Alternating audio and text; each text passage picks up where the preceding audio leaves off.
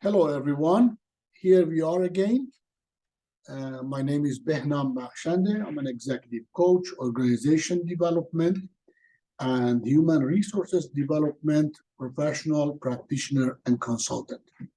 Welcome to another two-part session of topic that we can use in our businesses and take advantage of understanding the differences between self as selfishness and service, being at service to other people.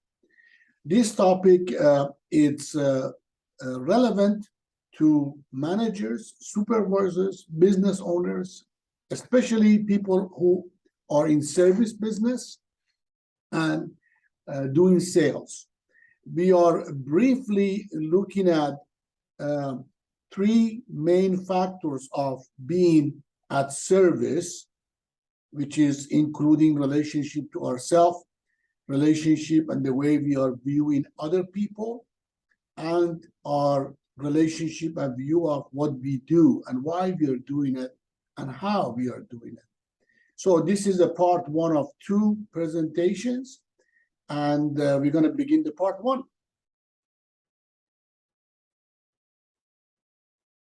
At the heart of an individual who was committed to service are relationships. Without relationships, we got nothing. When you provide service for people, I don't care if you are waiting tables, I don't care if you're selling goods behind counter, or if you're at sales, or you are a manager or supervisor or business owner who provide services, which is providing services also to your staff and people who report to you. At the heart of it is the commitment to service and is the relationships you have. Most important is a powerful, fulfilling, and satisfying relationship to oneself, to yourself. You know, we heard these phrases a lot in trainings and development videos in the internet. Love yourself. Before you love in yourself, you cannot love other people. So true. And now let's look at somebody who's committed to service. How would you love yourself? Are you sending flowers to yourself every week? No, I'm not talking about that. As you empowering yourself for your responsibility and accountability you have, being powerful in relationship to yourself, it means not doubting yourself, not undermining yourself, having a fulfilling experience of what you do, who you are, how much you love what you do, how much you're empowered by what you do, and how much are you satisfied in what you do. If you are not satisfied and fulfilled in what you do, change your industry, change your job, change what you do. There's so many opportunities to be with people, be with yourself, and make a living. However, if you are at the service line of producing for people, if you are in relationship with people, it's very important to you have this powerful, fulfilling, and satisfying relationship to yourself, because wherever you go, here you are. Wherever you go to do anything, the first person there is you. So it's very important to you know yourself in and out.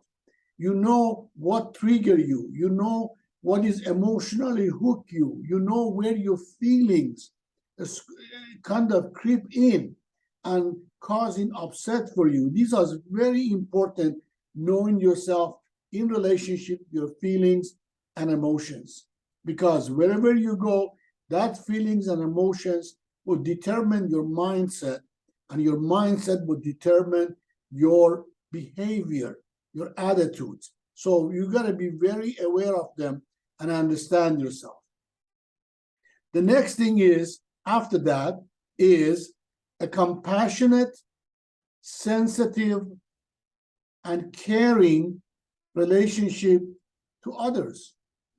especially if you're at the service business.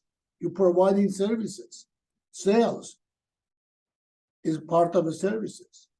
If you don't have empathy and compassion for others, if you're not being sensitive to others and care for them, you cannot establish a relationship. You are not in a service to them.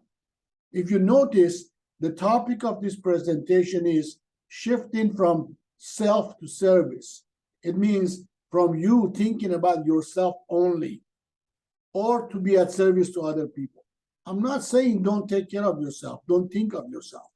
But if you are providing services to others, your intention got to be on them.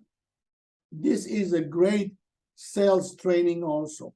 If you're at sales, you need to show compassion, empathy, sensitivity, positivity, and caring to other people. Now, how do you do compassion and being sensitive? Train yourself to catch yourself when you have a feeling, negative feelings or disempowering thoughts. And then understand the process of why do you have that disempowering thoughts and feelings, and what emotion would arise on top when you have that negative and condescending and belittling thoughts towards yourself or towards other people. And notice wherever you go, at work, at business, in society, and even at home, there are other people there.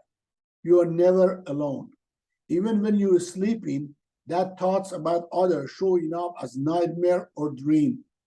Even when you are alone, your thoughts in your head showing up as series of inner chatter and inner talk about your relationship to other people, or how do you view other people. So the point in this conversation is you are never alone. There is always other people with you. And in the end, a healthy, rewarding, empowering relationship to what you do. As I said, if you don't love what you do, change career, change job. If you don't like service and sales, don't do it. Go do something else.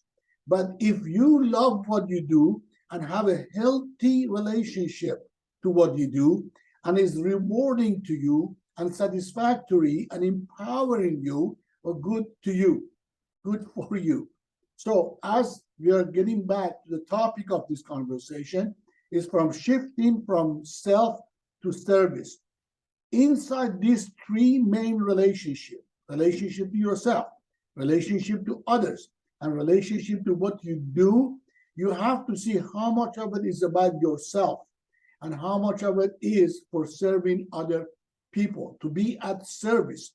When I say be at service, I'm not talking about you being a servant, but really providing services that you care for people. And I promise you, when you take your attention off yourself and putting it on other people, doing what you do and what you love to do, or services you love to provide, or believing on your products, miracles will happen. So how do we know you are providing services for other people, or is all about you? Let's compare them.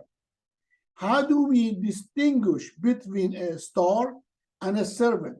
So we're going to do this on three main categories. One, distinguishing a star and servant in regard to ourselves. Second, distinguishing a star and a servant in relationship to others. And the third one, distinguishing between a star and a servant in relationship to what we do.